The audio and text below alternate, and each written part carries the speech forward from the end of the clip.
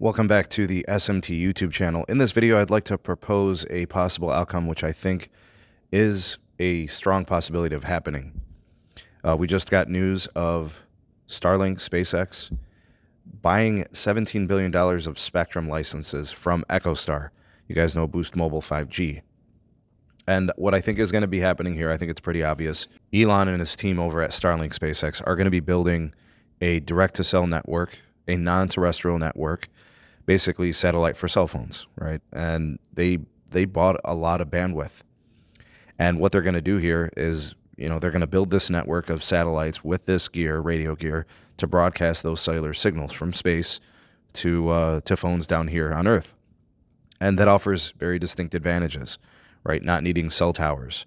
You can assume that based on the frequency and the bandwidth, we should get some decent performance. Now, it's all relative. It's not going to be better than terrestrial networks. There is no version of that's going to happen. From a capacity standpoint, from a quality of signal standpoint, a reliability standpoint. It's just a different ball game. But can they give someone a couple of megabits per second any and anywhere, right? Like we're talking about on a mountain range. We're talking about in the middle of some farm out in Iowa where their cell signal doesn't reach or is very, very weak and almost non-usable. Right? And you think about maritime and you think about some of those types of situations. It makes perfect sense. But a couple megabits per second, which may be good for some people in like 90% or more of the time, right? So, but we have to talk about the risk here. What does this mean for a company like T-Mobile, right? Which everybody believes that this offers some kind of advantage, right? They mentioned the partnership between T-Mobile and Starlink with T-Satellite. Like, I get the potential, right? But customers are going to have to pay for that. And T-Mobile is going to have to sell that to them via Starlink and SpaceX. And we're talking about data sessions now, right? So they can really, really sell this. I mean, we're not talking about a $10 add-on here, calling and texting. We're talking about using your phone like you normally would. There's going to be a premium price associated with that. So what I'm thinking is going to happen, and I really do believe this is a strong possibility, and you guys could tell me if you agree or disagree. I think Elon's going to get involved in the cellular telco industry, like competing with T-Mobile.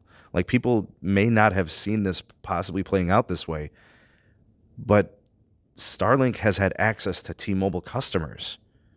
And I think T-Mobile may have miscalculated this.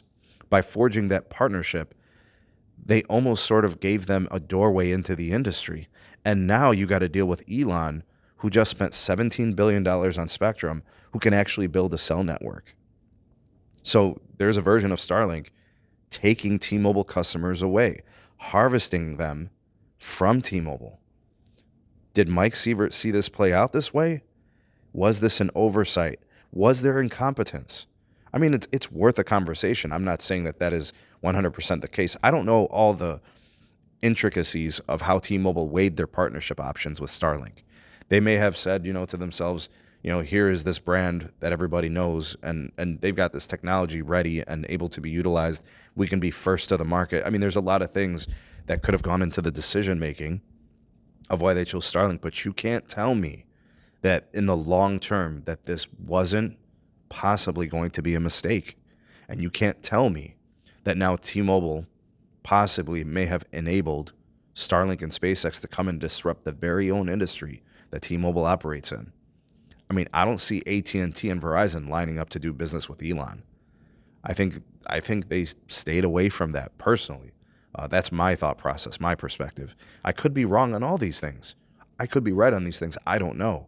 And we may never know some of these things to the detail. But I will tell you this, Elon's going to be making some noise in cellular, and I do think his relationship with T-Mobile is how he got here. And he found the perfect dancing partner in Charlie Ergen with the Boost Mobile 5G network assets. And now I think he's here to get in the game. And T-Mobile opened that door for them. What do you guys think, though? Let me know. Drop me some comments. Questions and concerns are also welcome. Like, share, subscribe. Check out some more videos. We'll see you guys soon on the next one.